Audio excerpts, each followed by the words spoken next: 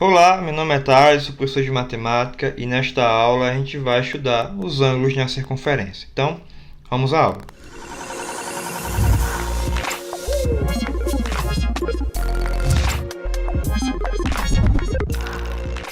Bom, vamos falar sobre ângulos na circunferência. E antes de a gente falar sobre esses ângulos na circunferência, a gente vai definir circunferência e falar sobre seus elementos, ok? Então, circunferência é uma linha fechada em um plano na qual todos os pontos estão à mesma distância de um determinado ponto fixo, chamado centro. Então, o nosso centro aí na circunferência vista é o centro O, é o ponto O, ok? Então, significa que todos os pontos contidos aqui nesta linha fechada têm a mesma distância a este ponto O, ou seja, todos os pontos são equidistantes ao ponto O, ok? Quais são os elementos relacionados à circunferência? A gente tem o primeiro que a gente já falou, que é o centro O. Depois a gente tem o raio, que é o segmento OE, né? Por definição, o raio é o segmento de reta que está compreendido entre o ponto, que é o centro, e um ponto qualquer da circunferência. Também temos a corda, que é justamente o segmento de reta que une dois pontos quaisquer da circunferência. E temos também o diâmetro, que é o segmento que une dois pontos de circunferência, só que ele tem que passar pelo centro, né? O diâmetro também ele é considerado como a maior corda da circunferência, já que não deixa de seguir a definição de corda. Então, temos aí 4 elementos compreendidos na circunferência. Tem mais 2, mas não em si falados como elementos, ok?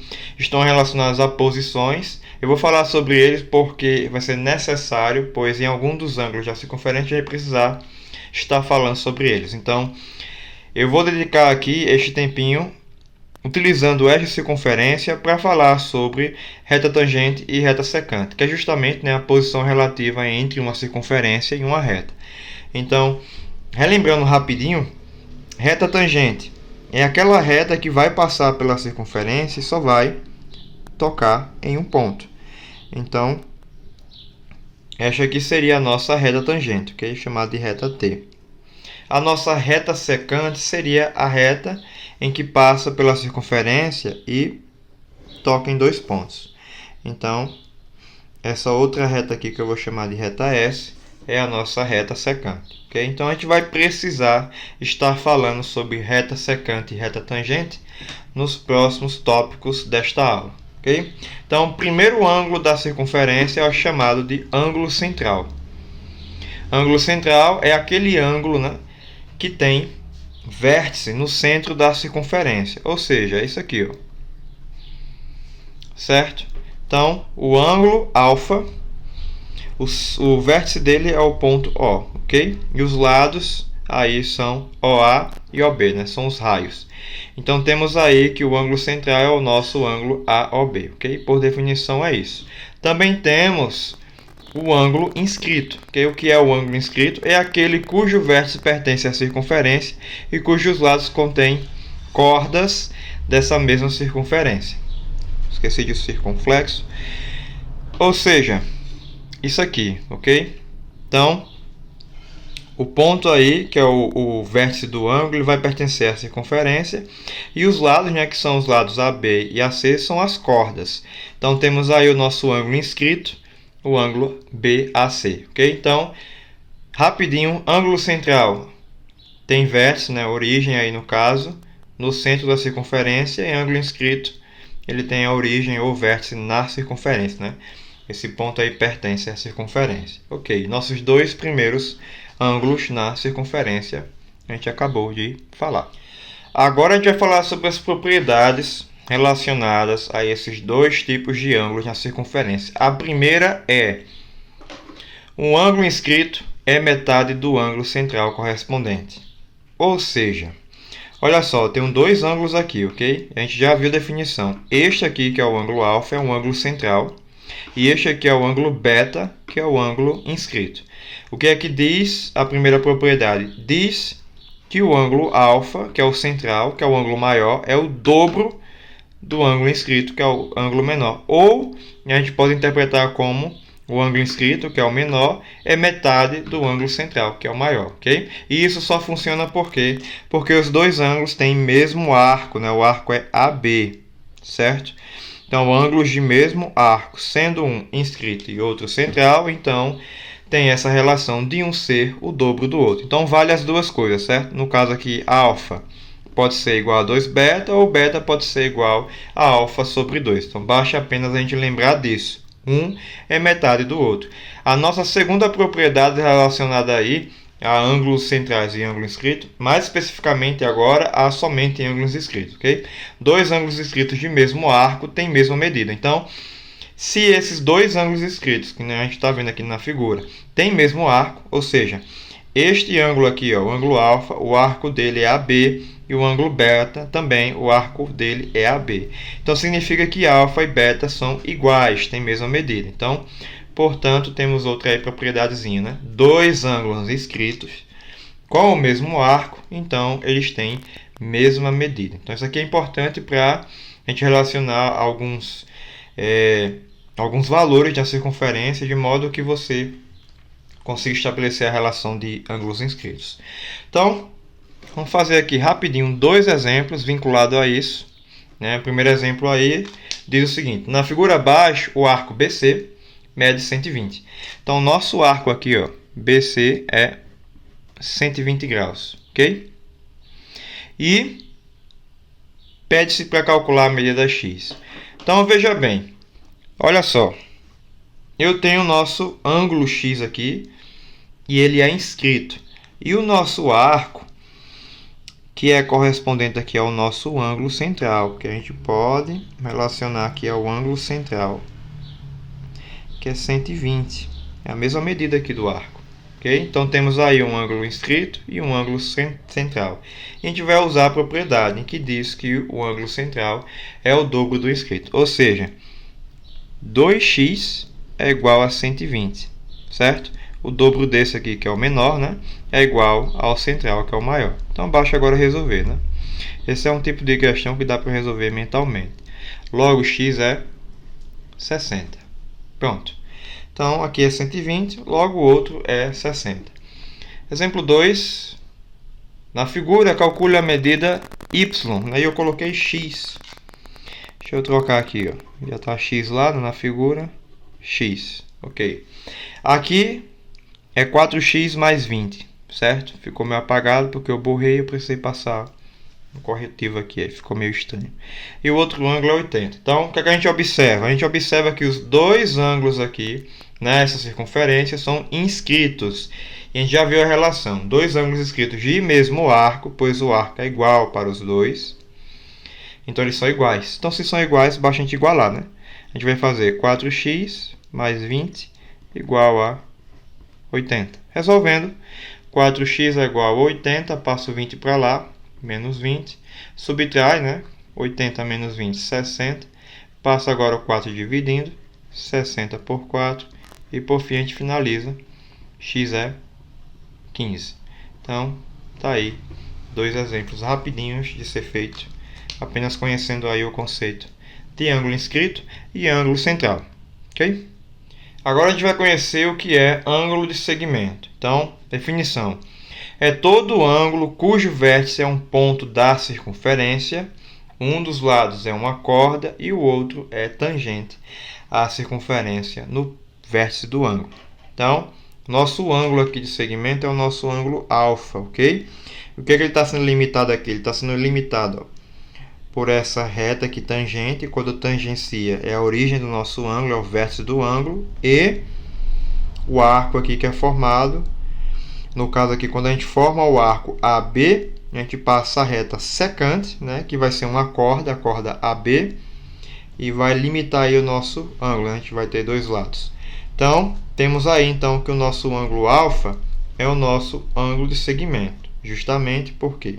Porque ele vai estar sobre a reta tangente que passará aí na circunferência. Então, qual é a propriedade que a gente estabelece para o ângulo de segmento? É esta aqui, ó, onde o ângulo de segmento, que é alfa, ele é metade do ângulo central, que é beta, ok? Um ângulo de segmento tem mesma um ângulo de segmento tem medida igual à metade do ângulo central correspondente. Então, se esse ângulo aqui for 100, então já sei que esse ângulo aqui vai ser 50. Ok? Se esse ângulo aqui for 40, então já sei que esse ângulo é 80. Então, a relação é parecida com o ângulo inscrito e ângulo central, onde um é o dobro do outro. Então, simples também. Aplicação rápida. Exemplo 3. Calcule x. Então, a questão não precisou falar nada, apenas observando a figura eu já sei que se trata aí de ângulo de segmento. Então, como se trata de ângulo de segmento, então este ângulo aqui, ó, alfa sobre 4, né, ele é metade desse aqui, ok?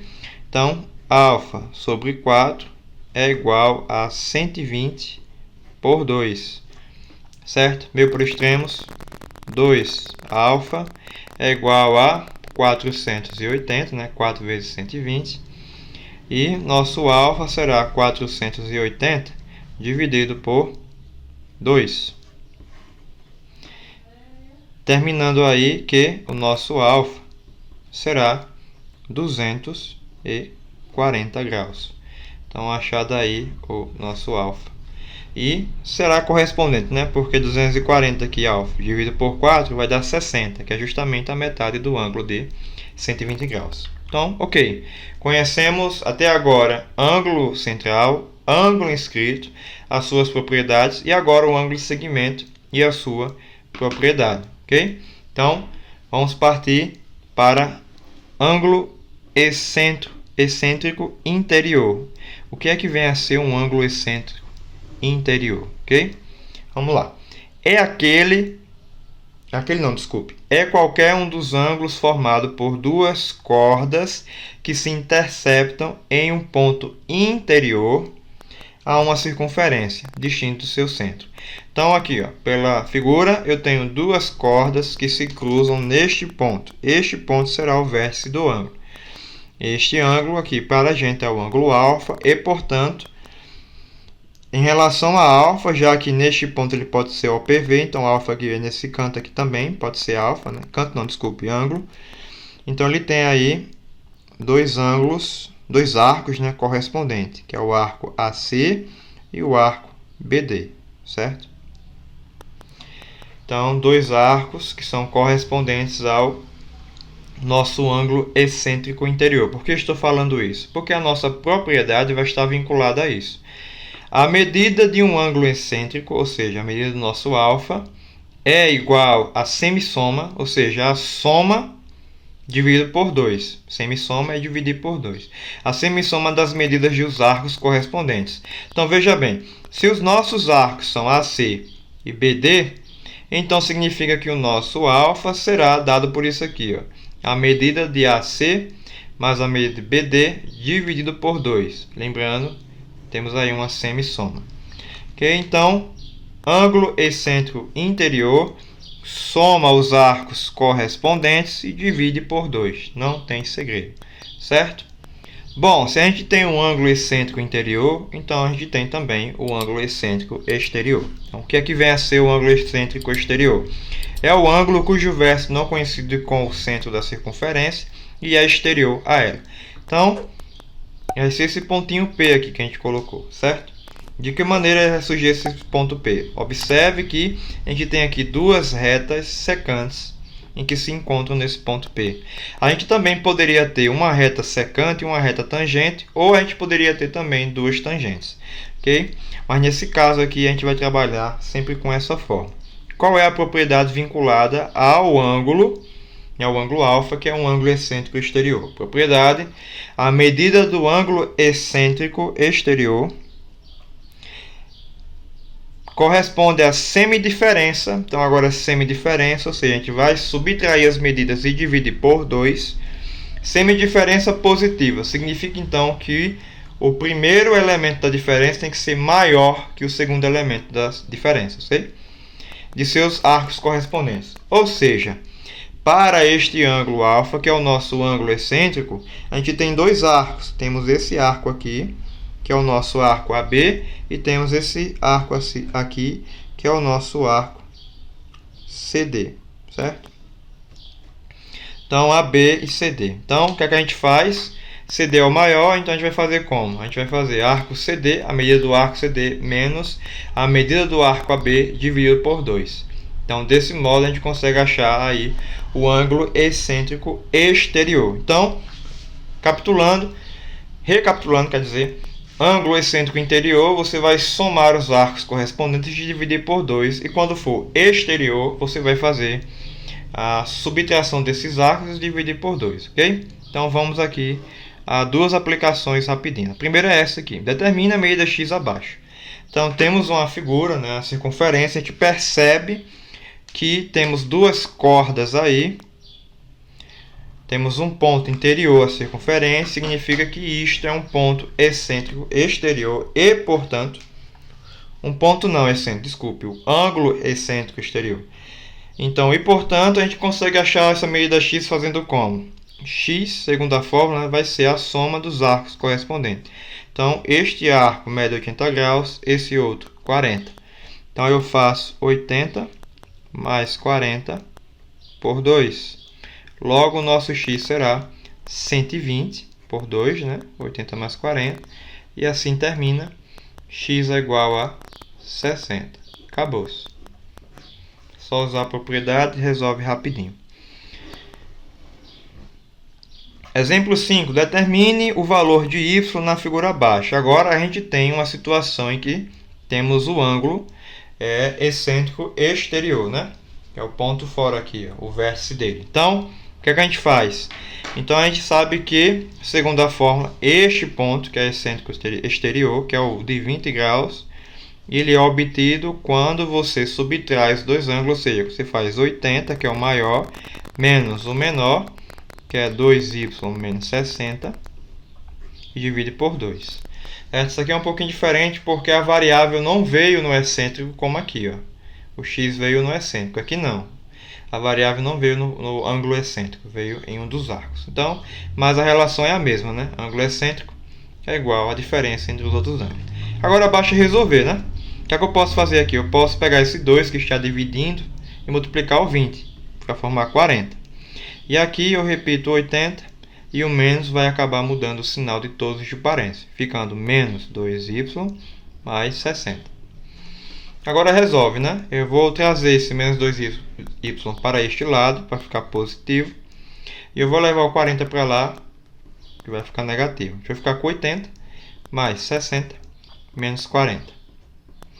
80 mais 60 menos 40 é 100, né? E, portanto, nosso y será 100 por 2. E 100 por 2 é 50. Então, tá aí, ok? Se a gente quiser conferir, a gente faz aqui, ó. 2 vezes 50 dá 100. 100 menos 60 nos dá 40. Agora é só conferir. 80 menos 40 daria 40 por 2, que daria o ângulo excêntrico, que daria 20, certo?